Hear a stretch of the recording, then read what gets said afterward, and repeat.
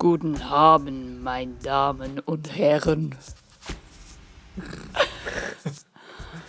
Konban wa minasan.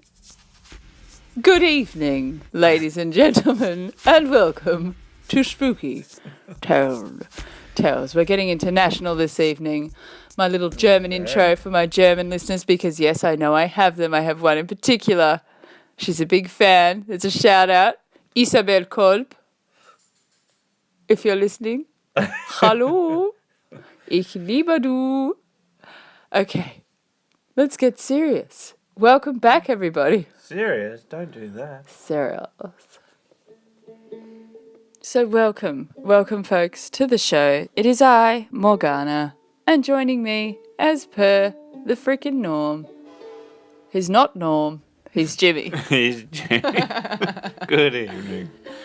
Thanks again for sitting by and joining in. And Of course. Jimmy's going to even read a story out tonight, folks. It's a Spooky Town premiere. Attempt to Debut. read.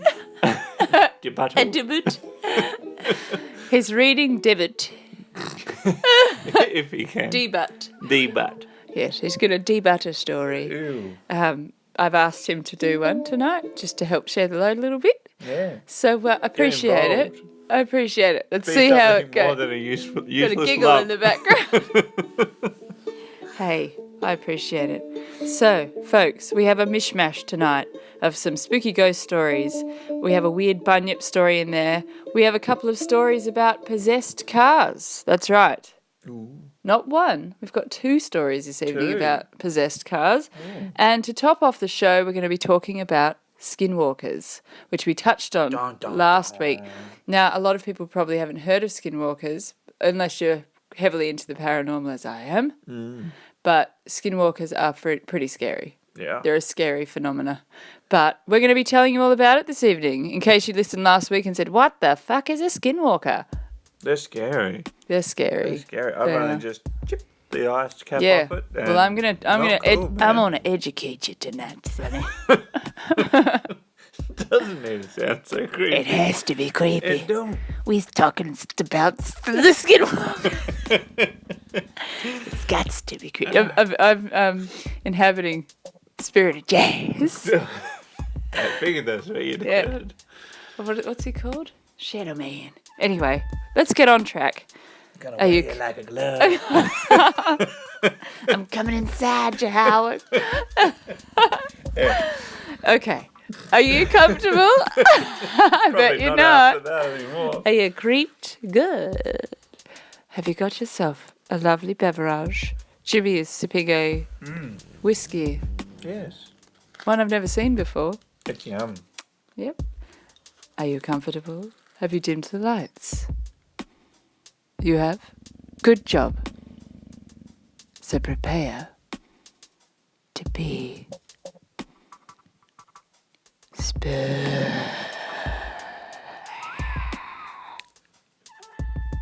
Our first story this evening, it's actually not from Australia. Oh. I'm starting with an international one this evening from the Surrency House Ghost, which is in Surrency, Georgia.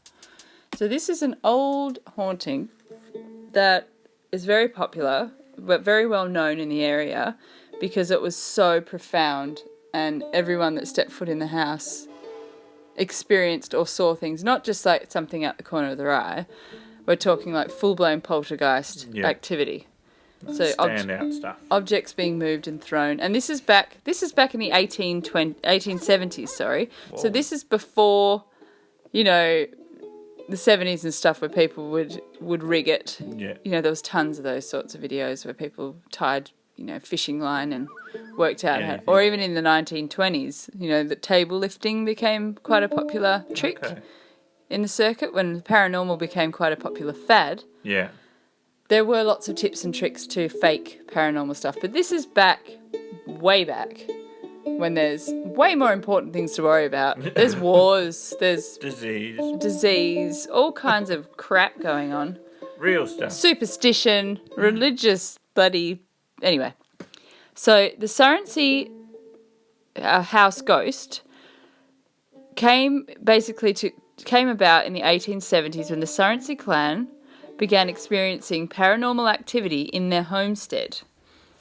The whole family claimed to have witnessed objects soaring across the room, hearing laughter and crying, and they would quite often see a set of red eyes staring into the house through the windows. Gross. That was a regular thing.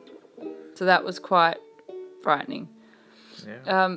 Food was also seen to be flung off the plates and utensils twisted into unusual shapes and unusable shapes. So Whoa. it was even had the ability to bend cutlery. That's Pretty intense. frightening by an unseen force. Absolutely. So that was they would find them like that, but I believe there was also an event where it was witnessed it happening, Holy which smokes. would be even more Way worse. freaky. The townspeople speculated that the occurrences were cries of help from spirits who thought the family would be able to save them. Oh. So that was the theory, that obviously something had occurred on the land. On the day that the family decided enough was enough, a fire iron floated up and started hitting one of the sons in the head Whoa. in front of the whole family. That's not cool. So that was the day they moved out. Yeah. Well That's good done. enough. That's Good a good call. reason. No one was ever brave enough to live in the homestead after that. Not a soul. That is crazy. That's how, full on this Yeah. haunting was. That people, generally you've got skeptics in a community that would go, Yeah. it's a beautiful house. Yeah. Why the hell wouldn't you Nonsense, live there? nonsense. Oh, what a bunch of bollocks. But obviously enough people had seen and heard things that they were like, fuck Yeah. that. No one ever lived there again. Then the house burnt down in 1925. So that is a long time. So 1870s was when Yeah. the family lived a there, good the 50 Surrency years. family. That's crazy. Yeah. Imagine the amount of people that would have dared. Oh, yeah. Yeah, Had to Halloween, it would have been a hot spot. Yep. So yeah, that's a really good one. I've started with that one as a segue into, we've got there's a house called the Royal Arms Guest House in the Monaro Plains in Australia. Okay. So in the town of Nimitable. If anyone knows of this town, correct me, because I would call it Nimitable in the Monaro Plains. So this haunting is insane. It's totally insane. Same kind of level of stuff seen and witnessed. Yeah, yeah. So that it's apparently because of the collected amount of occurrences by a large amount of eyewitnesses, it's one of the most haunted places in Australia, they reckon. Smokes. So the Royal Arms Guest House, I'm just going to say in the Monaro Plains because I can't say the name of the town Fair properly. It's Teach me currently about my maths and you can't even do talk.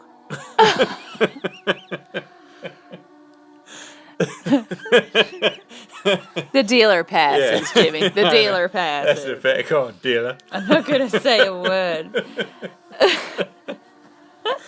So the current owner is Rhonda Garside, and when she was interviewed about the occurrences, the day that she was interviewed, she'd said that just a few days prior, a white human-like figure had floated through the kitchen. Whoa. So that had happened just before she told all her information. Yeah. So over the past 15 years, Rhonda and her daughter Heidi have learned to live with a veritable gaggle of ghosts that inhabit the inn. So it's not just one. There Oh. are multiple things going on So at that's this property. what you call a group. gaggle. Ah, It's a goddamn gaggle. There you go. So there's regular visions of a man, a woman, and a child. And these have been seen by multiple people. So this isn't just, we had a guest that saw something. This is pretty Yeah. much guaranteed. Most people that will stay there will see either the man, the woman, or a child. It was built in 1850. The building has to be the most haunted place in Australia. Due to phantom bells is one of the biggest, creepiest thing that happens there, and it happens all the time. That's pretty cool. So you hear bells ringing.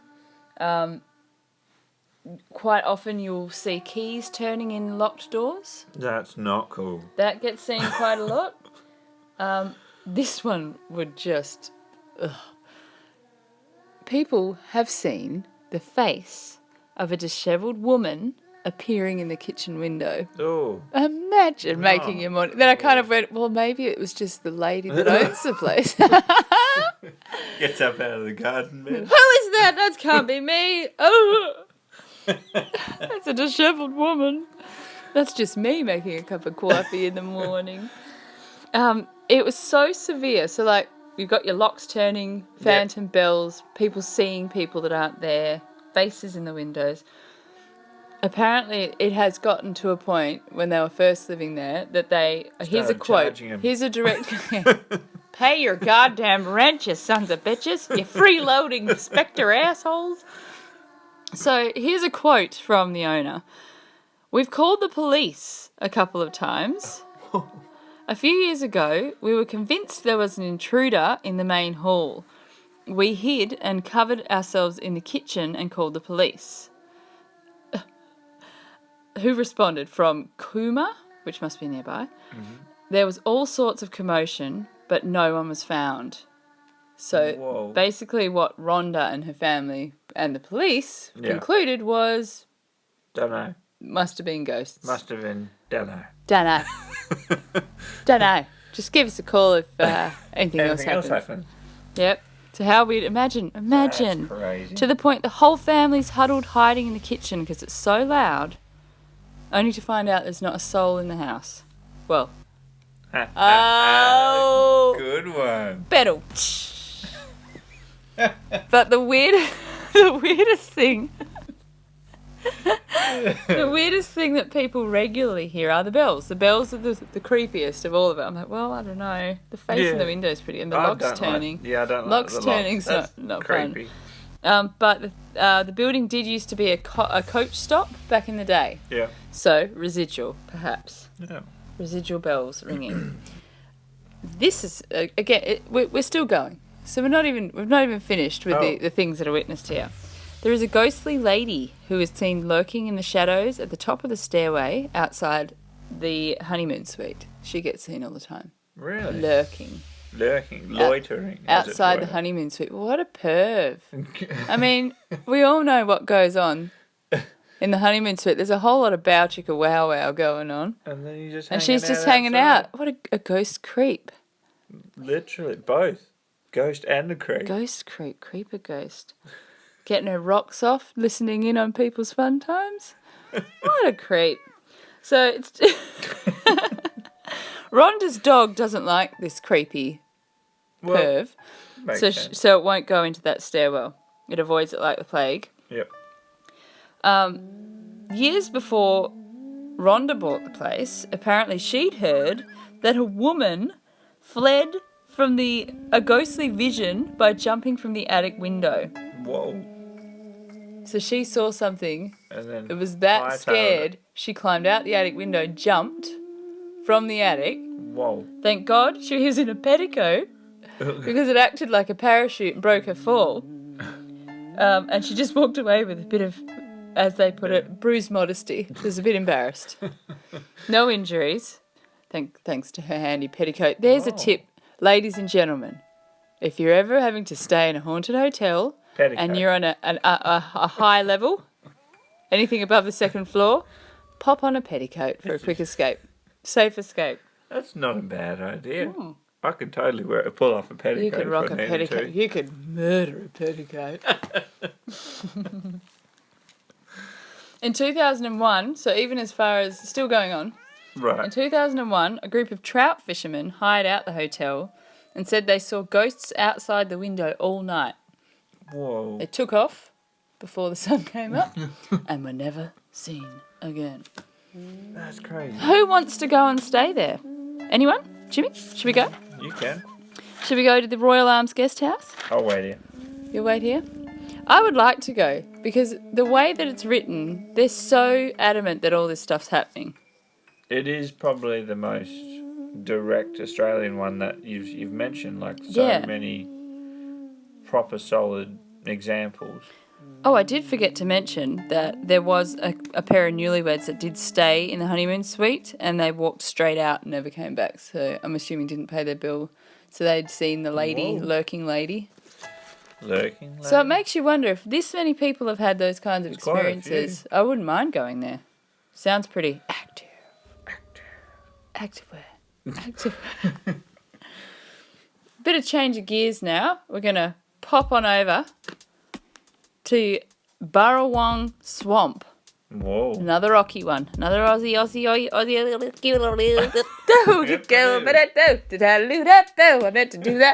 I meant to do that. Yeah. Fantastic. Burrawong Swamp. Have you ever heard of Burrawong Swamp? No. I hadn't, which is surprising because they have their very own bunyip, Really? apparently. That's pretty cool. Sadly, though, I'm going to read you what I found out. Mm-hmm. I'm pretty sure it's debunked. But it was a cool story. So, the Burrawong Swamp is fabled to be inhabited by a whole lot of weird creatures. Yeah. But the two main ones is there is a fabled dragonfly that's been around for 190 million years that still exists and lives in the area of the Burrawong Swamp. Whoa. An old dragonfly. Like a species. It's not a dragonfly just that's one. 190 million years old. It'd be handy if it How was the hell would you even know that? It's a type of dragonfly. That would suck, being that old. There's no way you'd know unless you cut it open and counted the rings. Count the rings. The dragonfly rings. Oh my god.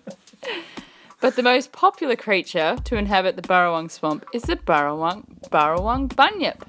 Try saying that I can't. after a couple of tinnies. Yeah, the Burrawong bunyip. I've seen the bloody bunyip.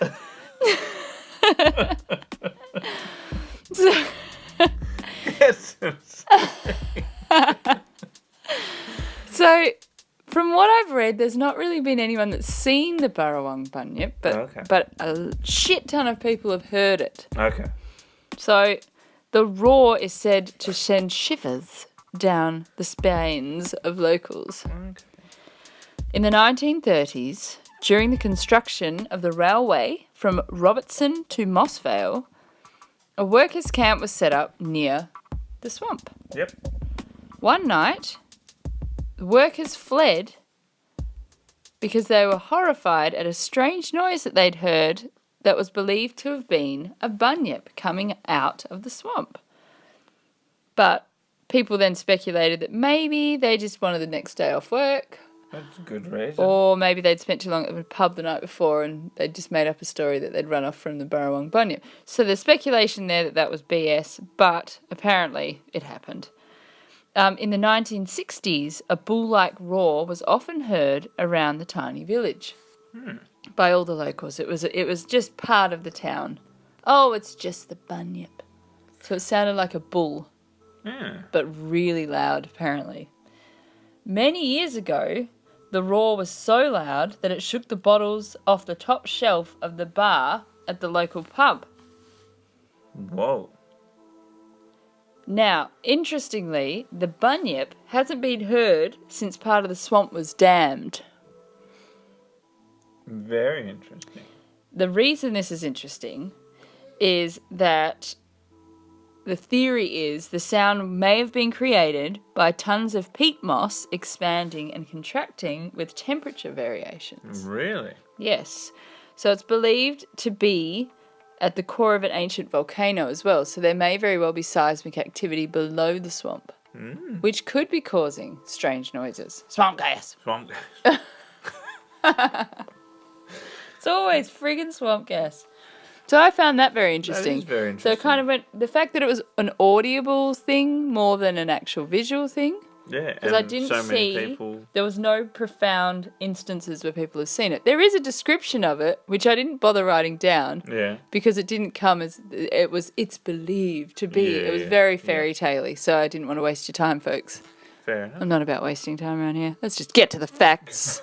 Straight to the point. So I think you can safely say the roaring bunyip of the Burrawong Swamp may have very well been to do with peat moss expanding and contracting.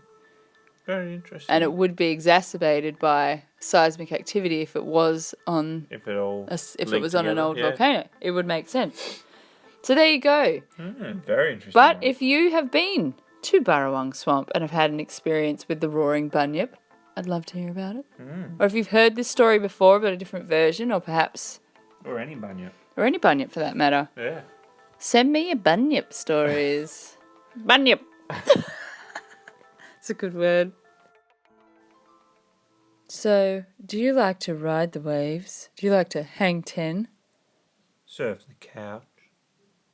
Surf the couch? If you're a surfer, or were a surfer back in the 1970s, you may have heard of the legend of the Headless Wanderer. Ooh. Now, Wilson's Promontory is a beach. Mm-hmm. And apparently, in 1972, a couple of surfers taking a stroll at 2 a.m. felt creeped out. 2 a.m. stroll. 2 a.m. Don't know why. Don't know what they were doing. Maybe they were secret lovers. Who knows? They were walking along the beach, headed down to go and check out the surf, I guess. And they got goosebumps and all their hair stood up and they had the feeling they were being followed. So they turned around and noticed there was someone behind them, assuming it was just another person out walking, because apparently it's normal to go for walks at 2 a.m. Yep. Kept walking, got even more creeped out, turned again to see this thing even closer, and it was a cloaked woman. Oh. But the reason they got creeped out the most was that they realised it couldn't just be someone walking around because there was no head. Oh. It was a headless phantom. It's kind of important. So to have a naturally, head, they bolted. as you would. And then shortly after that, another couple of dudes were driving along the same beach, looking for a surf spot in the evening or early hours of the morning, Yeah. when they saw something step out from the side of the road, cloaked female figure, no head. Holy Before they could stop the car went straight through her. Whoa. So they were freaked out, no end, and took off too. So now, Kept going. so because, you know, I'm sure there's been other sightings, but there's been enough that she's got a name. Oh, okay. Her name is Biddy. Biddy. Biddy. So if you're ever in Wilson's Promontory and you feel like a scare, go for a wander in the wee small hours and see if you can spot Biddy, the Headless Wanderer. Biddy the Headless Lady. Biddy, the Headless Lady. Now I'm going to handball over to Jimmy now, who's going to tell you about Elvira, the haunted hearse. The haunted hearse Elvira. Well, this was a 1967 Cadillac hearse that was used very briefly in Pennsylvania for only a year. It then got shipped down to Pennsylvania. Got shit down or Got shit down? got shit down. Got shit down. Got shit done. Got right shit down. To California, where it did 30 years service, just transporting dead bodies, doing its job, all the things it has to do. And then in 97 got sold to a gentleman in Australia who was using it for spooky tours through the city. Had there been reports prior of this car, just knowing he was using it as for spooky tours? Yeah. Was there any stories about it yet? There was no prior stories. He basically just was wanted a looking cool-looking for a hearse. hearse. Got it. That's what he was chasing, something to fit the part. Right. He transferred it to right-hand drive for Australian roads, and then every now and again would have people mentioning they were getting a bit more than they'd bargained for on his spooky tour. That they were having things happen such as hands stroking their hair, or tapping on their knees, or these sorts, or hot and cold areas of the car. Yeah. Creepy. Yeah, quite creepy. Imagine feeling a hand on your leg and Yeah. not seeing one. Oh, it'd be gross. Totally gross. Totally gross. So much so that he decided he would put it up on eBay as a bit of a kicker to see if someone could bid and spend the night in the hearse. There was a young lady who decided she would have a go. Would you? I wouldn't. No, I could happily say I wouldn't. She won the bid and got to spend the night in the hearse. And she was obviously already quite into the idea of the paranormal because Yes. she brought her EMF sensor Well, and she's gone on eBay and looked paid to for. spend the night in a haunted hearse. She's got to be some kind of kook. So she's brought all her gear and spent the night in the hearse. She reports of the most of the night hearing tapping on the car itself coming from the inside, and it was constantly moving in a direction around the car. It just kept circling. Right. She also reported large amounts of hot and cold areas in the car, some as cold as -4, which is That's pretty absurd. really, really cold. What was the temperature on the evening? It was outside quite a temperature? warm night. It was 23 degrees. What? So it's a hot, what you'd class as a reasonably warm night. Could he have rigged the car to do that? I suppose if he put a lot of effort in, it's an option. Yeah. But the temperature changes is the thing. And It it's was, because... probably you would have heard if there was some kind of mechanism doing it, it would be. Would you have to be able to hear it for something to generate cold air? So as far as mechanisms, you'd have to refrigerate to -4. That's You'd need to have hear something running. Okay. There's So no that two might ways about it. debunk my theory that it was rigged. She also said that she had a strange blue hue around her feet for about half an hour. That's super weird. And Did she have any hands on her knees or anything? I believe she did, Right. but it was quite rare. The main thing for her was the tapping. That was almost constant the whole night through. Right. Even to the point where she got out of the hearse to check several times If there was anything outside. if there was anything like leaves falling on the exterior of the body or anything like that to create this tapping that just kept coming. Now, if it was a warm night, Yeah. 23 degrees in Australia, and she's hearing repetitious tapping, Yeah. I might be inclined to think it's a bug flying, trying to find its way out of the vehicle. Well, it makes sense when you think about how big it is too. Hearses Yeah. aren't small on the inside, and It trying would be to hard find, to track a small. I mean, even a fly can cause such a loud noise in a especially confined when space. you're trying to sleep at Yeah. night time. And in I your mean, room. she's in there looking for spooky stuff. Any noise might be misconstrued as This is paranormal. true. I mean, I've tried to find bugs making noises in our room in summer sometimes, and you can't find them. We've tried to find a howling bloody frog every summer because it creeps the girls out. The whoo frogs.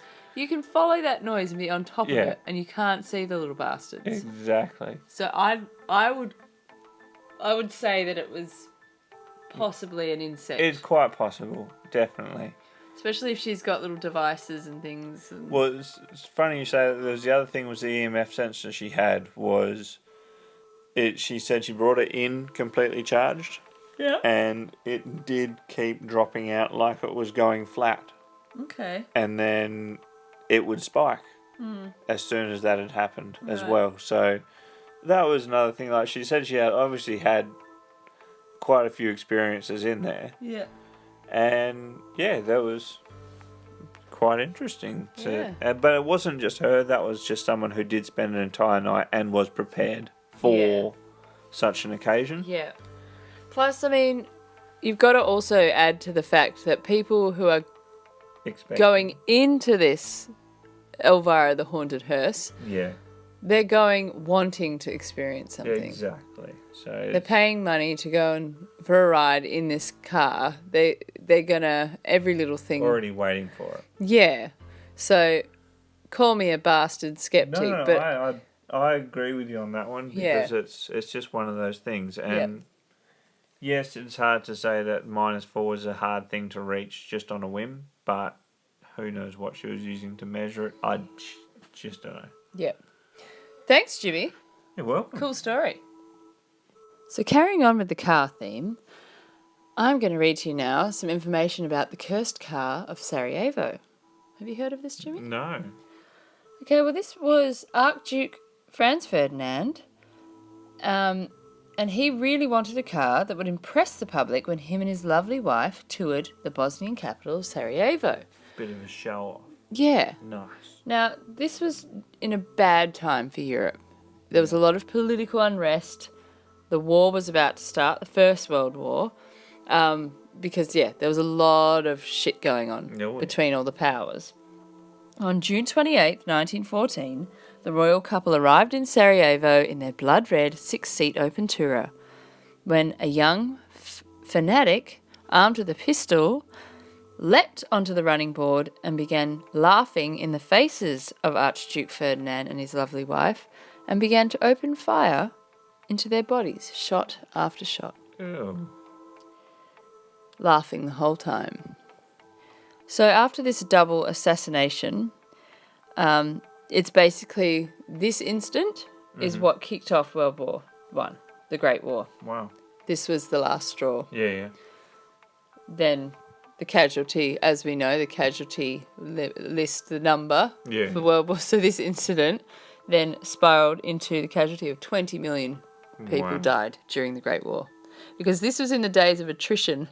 So this is before, there was different types of warfare. It was literally cannon fodder. People were used just to try and gain ground. Just kill all those ones. We'll gain another 5 meters. Yeah. And we'll push again. We'll lose another 2,000 soldiers, but we'll gain another 5 meters. And that's how wars were fought. Yeah. Until, as we progressed. Yeah. So this assassination was The kicker. the kicker for the Great War. Wow. Now, after armistice, the newly approved governor of Yugoslavia had the car restored. Oh. So he was like, I like that car. I'm going to take that. So this is the governor of Yugoslavia. Right. He decided he wanted it. Got it restored to first-class condition. Mm-hmm. Real tight job. After 4 accidents in the car, one of which he lost his arm. Whoa. He basically said, I want it destroyed. Yeah, it's cursed. Don't want this It's no cursed. More. It's definitely cursed. Not my favourite toy. Yeah. So a friend of his, who was a doctor, he scoffed at the notion that the car was cursed and said, stop being ridiculous. You're not going to destroy it. I'll take it off your hands.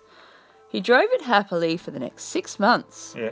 Until the overturned vehicle was found on a highway with a doctor's body crushed beneath it. Whoa.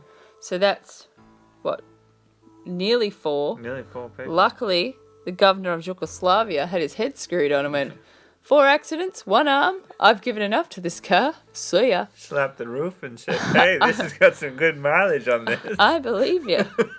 So he's not been dumb. Sadly, his friend, the doctor who laughed at him, met his demise. Then another doctor decided he wanted the car, became the next owner. And once he'd bought the car, his superstitious patients all began leaving his practice. Like, we are not going to come to you. Oh, really? You've got the cursed car. Spew. So he then sold it to a Swiss racing bloke doohickey team. Doohickey guy. Hang on, where have I gone? I've written it upside down. Yes, so it was a Swiss race car driver who decided to race the car in the Dolomites when the car strangely threw him over a stone wall and he died of a broken neck. So that's another one. Another one down. Yeah. Then a well-to-do farmer then acquired the car, which stalled one day while another farmer was towing it for repairs. The vehicle suddenly growled into full power and knocked the tow car aside, killing both farmers. What? So that's another 2. Didn't even make it, didn't even get to drive it, was getting it towed. Whoa. And apparently it came on, full tilt, smashed into the tow car, killed both the farmers. Holy smokes. So this car is proper cursed. Now, that's crazy. Another private owner decided the car needed a less sinister colour scheme. So he bought it and he was like, okay, maybe if I paint it, because it was the blood red colour. Yeah. He decided he painted a lovely cheerful blue. Then him and 5 of his friends decided to go for a drive in the car to a wedding. Oh. So I think his name was Hirschfeld. Hirschfeld and his 4 of his guests, died in a head-on smash on the way to the wedding. Holy smokes. So that's another 5 people. That is ridiculous. Everyone that drove this car, which is why finally the rebuilt car was shipped to Vienna Museum, where it was lovingly cared for by Karl Brunner, who forbids anyone to sit in it. Holy smokes. That is crazy. But World War II kicks off. Bombs are dropped, reducing the museum to rubble. Nothing of the car was ever found, nor was Karl Brunner. So it took one last victim. What? Yep. That's crazy. So that is the cursed car of Sarajevo, folks. Holy The car that smokes, man. started World War One, or the Great War, and claimed 20 million lives. Wow. Yep. Pretty intense. That's intense. Yeah. To wind up tonight's episode, we're going to talk skinwalkers. Oh no. Skinwalkers. Do we have What's to? that you say? Walkers. Skin. Skinwalkers. Ew. Yeah. So, skinwalkers is actually a term that comes from Navajo culture, and it's a type of harmful witch who has the ability to turn into, possess, or disguise themselves as an animal. The term is never used for healers, so it's not to be misconstrued with other forms of Navajo witches, which are healers. Yep. So yes, it's a harmful, it's a negative thing. Apparently, so it goes, they transform by wearing an animal's pelt. Mm-hmm. Now, the Navajo word is actually yenaldushi. Yenaldushi. They're evil human beings who have gained supernatural power by murdering a close relative. That's the belief in the Navajo culture. So in order to attain the ability to do this, you need to murder a member of your family. Yep. Wow. Oddly, they're also found in Norse folklore. Norse folklore says a skinwalker is a person who can transform and shape into the shape of an animal or take characteristics of said animal. Okay. So there are skinwalkers in Norse culture as well, which is... Really? Yeah. Holy smokes. Yeah, so there you go. I don't know if any of you knew that. No, I didn't. I didn't. I thought it was a strictly Navajo thing. That's what I thought. Here's a couple of fun facts about skinwalkers. So they're most frequently seen or associated with coyotes, wolves, foxes, eagles, or crows. Right. It is also said that they can steal faces of different people to appear as someone you know. Oh, that's not cool. Yeah, so you look at them because the thing is, the folklore is if they've stolen the face of someone, you will naturally look because it's someone you know. Yeah, yeah. And if you lock eyes with a skinwalker, they can absorb themselves into your body and take control of your actions. That's not cool. Yeah, it's full-blown dark shit. Yeah. In Navajo, skinwalker, or Yanadushi, basically, it's the term means he who walks on all fours. Oh. So that's what it means. Okay. Skinwalkers only entered public discourse since 1996. Really? When a team of scientists ventured to a particular ranch and started investigating proper documented cases of this. So this is the case of Skinwalker Ranch, which we talked about last week. Apparently, skinwalkers can run very long distances, up to 200 miles. Whoa. They hang around graveyards and have the ability to dig up graves at a very rapid pace. People who see them describe them as hollowed-out, dog-like animals. Whoa. Yeah. They're not like, you say, I'll transform into animals, and you go, oh, well, it's just people seeing animals. Yeah. Everyone I've heard, it's like a carcass kind of looking thing. Right. That's how it's pretty gross. That is gross. Apparently you can kill a skinwalker if you call them by the human name. So if you somehow can figure out who it is and... Really? Yeah, and you call them by the human name, you can kill them. They're most commonly encountered near Native American reservations, though they have been seen all over the United States. People have compared them to a rake, which is another creature encountered in the northeast. Apparently it's got similar traits to a skinwalker. Oh, okay. So like you were saying before, they are sort of tied in but not the same. Yeah. Like different cultures having the same thing. Well, it all stems down. The brass tacks of it is, it's a witch. Or it's a magic person who's able to manipulate, like necromancy. Yeah. Take someone's skin or something's skin and then is able to animate it. Yeah. Or become it. Which is freaking gross. Totally. So the encounters of this, if you're just going, this just sounds like it's made up. Yeah. The reason why this is creepy is there are so many, if you look it up, people have seen weird creatures and experienced strange things around the areas of these folklores, and that's what they're basically saying it must have been a skinwalker because they don't know what else the hell these things are that they're seeing. Yeah. So a lot of people are experiencing creatures and they've tried to work out what kind of animal it is, but it doesn't make sense. Yeah. Or having creepy experiences with something or someone that looks like someone but doesn't. But it is, but it's wrong. Yeah. Again. Super creepy. It's the whole thing, the whole idea behind it. If you want to get totally creeped, it's really terrifying. If you want to get totally creeped out, search it up online. There's heaps of stuff on it. You can look on YouTube. There's a lot of Reddit stories, which, I mean, you can't always believe what you hear. Reddit quite often is people writing in made-up stories, but there are some ones out there of people actually, the eyewitness ones.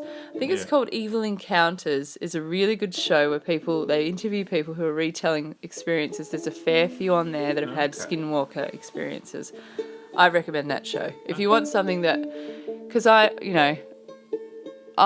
need convincing. Yeah. I like spooky stuff, but I like to be convinced. I don't like sort of flaky, made up. Just jumping in. Yeah, so I'm going to read you now to wrap it up, which this may not make the final cut. If it does, hooray. But we are running out of time. So here is an eyewitness account of one of these creatures that I thought I would read to you, just to give you an example of what they are like or what people are seeing and why they're thinking they are these creatures. Yeah. My father owns a small delivery service that operates out of Farmington, NM. Don't know what that is. New Mexico? Yeah. We mostly deliver small packages out to the middle of nowhere that are too much hassle for the larger delivery companies to bother with. My dad is the only employee, and we have a few pickup trucks and a trailer. One day we get a delivery out to Window Rock, Arizona, on the Navajo Reservation about 2 hours from Farmington. My dad gets the call for the job while he's chilling with his Navajo friend, Travis, and his girlfriend. Travis mentions how he's got family in Window Rock and that he hasn't seen in ages and suggests they go with him. It was about 6 or 7 at the time and it was summertime, so Dad decides we'll go down together. He can do his delivery real quick. Then, while Travis sees his family, we can go check out Window Rock. Big rock face with a larger hole in it that goes out to the other side. It's pretty cool. So like the one in Calgary, I'm guessing. Sounds cool. We had to convoy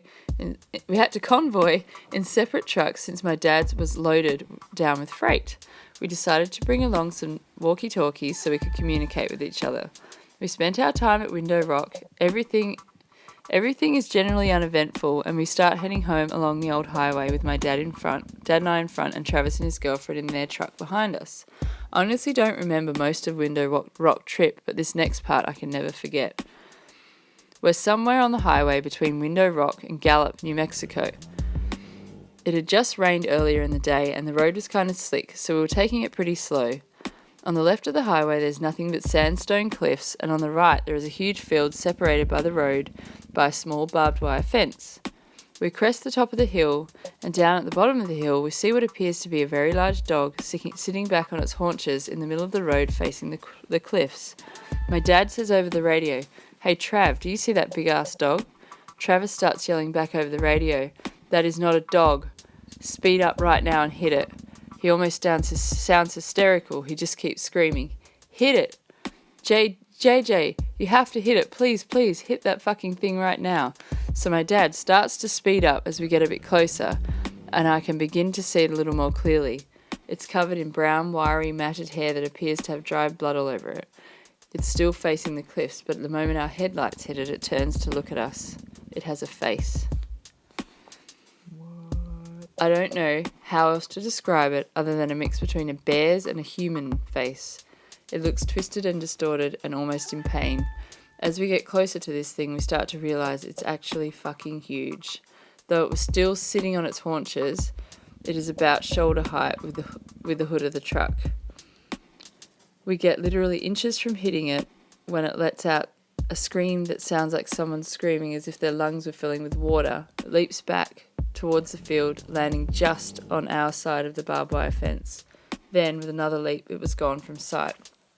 Travis comes over the radio again. Holy shit, keep driving. We have to get out of here. We have to go faster. He kept repeating the last part. We have to get out of here. We have to go faster. Pretty soon we were speeding like crazy, and just as we come to the near outskirts of Gallup, we get pulled over. Travis pulls his truck over with us.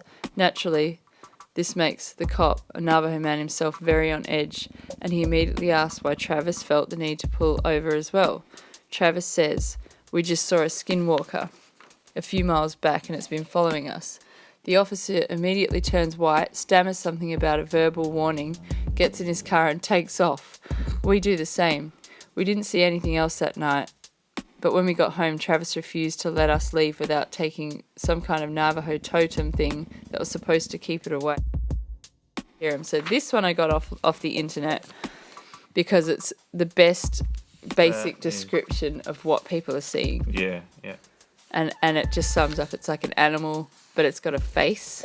What the hell? That is crazy. So if any of you have heard cool skinwalker stories, I would love to hear about them. I do know that we have had a listener in the past who is Native American. Yeah. And he has said that he grew up with those stories of skinwalkers. Holy smokes. So if you are listening, I'd love to hear from you. Have you had any experiences while you were growing up, or have you heard of any? Holy We want to hear first-hand experiences from some locals if you got them. That's crazy. And that wraps up the show. Have some sweet dreams tonight, folks. Thanks for tuning in. Doozy. I know, not that. So I will keep bringing you some pretty spooky content if you're enjoying the show. I want to hear from you. If you've got some cool stories, please send them in. And stay spooky, folks. This is Morgan. And Jimmy. Stay creepy. Bye.